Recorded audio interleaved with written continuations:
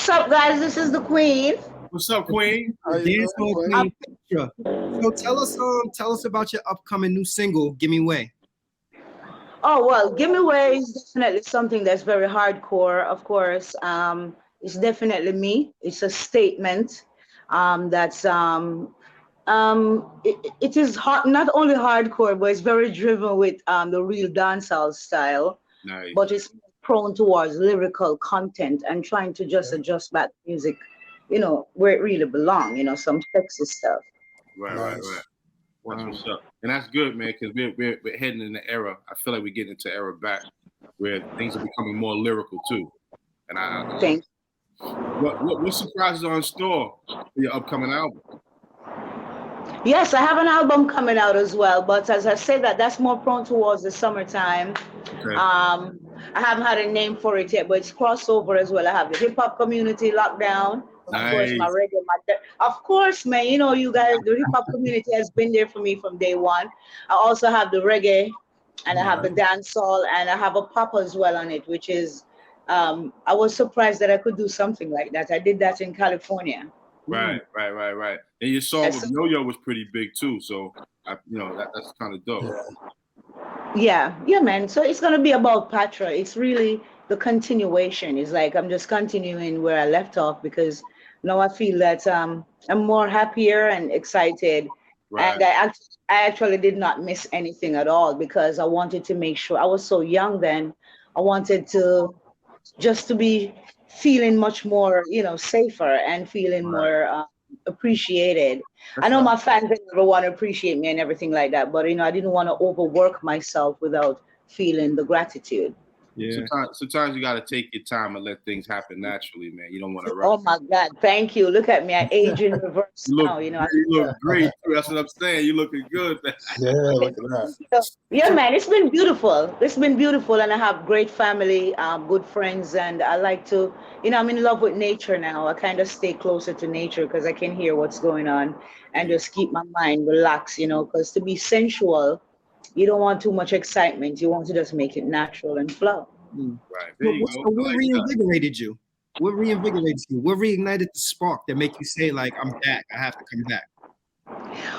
Well, just to tell you that this is not the only project that's coming. The music, just to be a little buzz. I can't talk about it yet, but one of the biggest projects that I've worked on, the whole world will be seeing that in a few months. Wow. It's that huge. And I also own a successful restaurant called Chateau 7 Gourmet. If you go on Triple, we're reopening up in another 2 to 3 months because I was doing that project. However, when I wanted to continue my career, but I wanted to do it properly.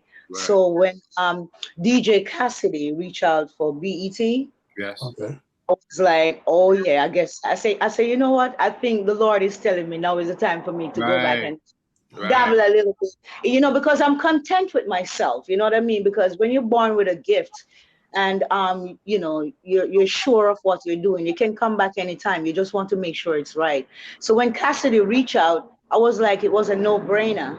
And I'd owed BT a performance a long time ago.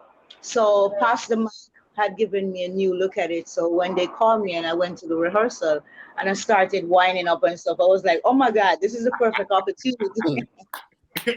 But no, because guess what, guys? I have my music on standby a long time ago, especially the international one and stuff that I've been doing.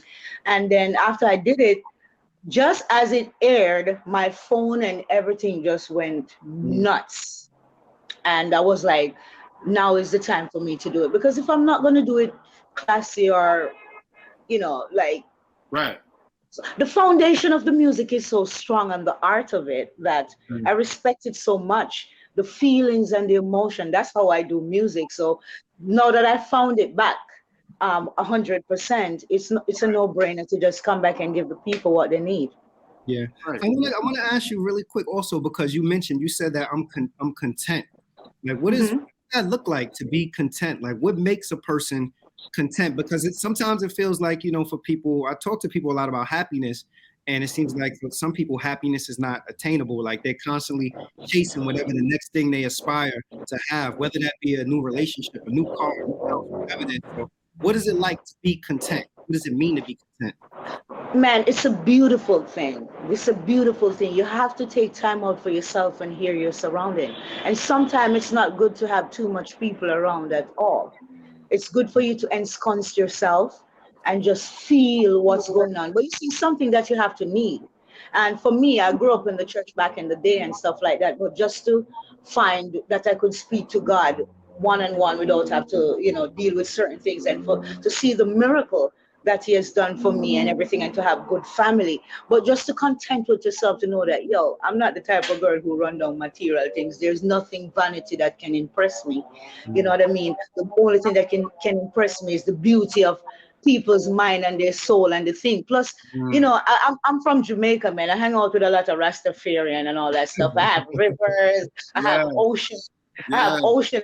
You know what I mean? So it's like, it's the mindset of the culture really that I think that really helped me. So when I decided to take a break, I decided to say, you know what? If I'm gonna make this, and I didn't know it was gonna take this long. It sounds long to people, but for me it was like last week, if you know what I mean. Because I had to make sure that I have everything clear up and stuff like that. But I would encourage anyone, man. I just give God thanks to have such a beautiful island like Jamaica. Yeah. Oh my God, man. The vibe, the privacy, and the culture, just the vibe, the way of thinking. The contentment. Yes, exactly. So the contentment is not so much about everything and such like that. Is you have to find it within yourself, and knowing that you're special. You're who you are, and just be content. It's not easy for a lot of people to do that, but it's because they have too much people in their space, if you know what I mean. You got to empty that out. You got to empty it out a little bit. And if you're going to bring back stuff in from a spiritual standpoint, it would actually show back up to you. Trust me. It's a beautiful thing, man. It sounds like you unlearn some things to relearn some things. And what you but that's the birth of it. That's why I say I regret nothing at all. Right. But when I found out that I have the power, it's like people power, that I can actually take myself away and bear whatever so-called consequence it would be. It's the best thing that I could have ever done to myself, because a lot of people has been looking for me. They don't know where I'm at, nothing. People just come up with a story. Matter of fact, I don't even go online and stuff. People create their own media profile and stories. I'm like, oh, this is crazy. I'm like, what? I'm like, I'm not talking to anyone. So I just allow things, let it flow and everything. So when people get up and they look and they see what I look like and see that I'm actually alive, trust me, a lot of people get scared, including people in the industry, and I know this. Wow. Because like a ghost that come back. Yeah, the ghost that comes up. But you see, we have already done the hard work. Back in the day, we did not have social media. Yeah. What we have was magazine, radio station. We literally have to be present where we go. So if I was able to sell millions of records like that, and television audience and everything, and put in that hard work, I think that it could only be better now that we have access to the internet. So I don't even reach out to get too much followers, because sometimes I get panicked. Sometimes I'm like, oh my God, I used to hate people following me, and now you have followers. That's so right. I have. Right, yeah, so I have my team, they've been trying to do it, and I'm like, okay, I just want to take my time, and know that I want my fans to find me naturally, organically. Yes. And that's what I'm getting ready to do. I'm coming to the States soon and doing the jump off, and on the 14th, as you guys know, I'm putting out Gimmi Way. I make sure that, it's very roots and natural, and you know what I mean? Where people can just get some vibe now. I want the man them to feel good. Roots and culture, yes. So who are some of the producers you got lined up for the album? Okay, well, I've worked with Not Nice. Not Nice is a big producer. He's from Jamaica. Work with the Vibes Cartel and all the big artists. I also work with Teflon, Don, Sig Fence. Those are the guys that used to deal with Coffee Them and all these guys. General Degree. I have Eddie Gallin out of California, and I have some other people that I do not wish to mention yet.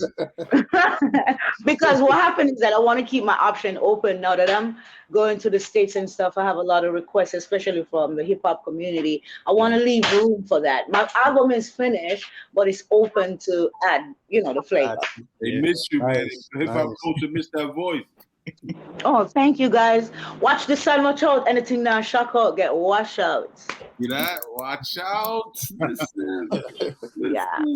So as far as producer, now I usually ask artists this: do you like working in the studio with producers, or you like them sending you music so that you can work on yourself? Well, it all depends. I must tell you the honest truth. I'm more like to be in the gym or out running up and down doing something. I'm in the studio. You see, I'm not a studio artist because I was born with the gift.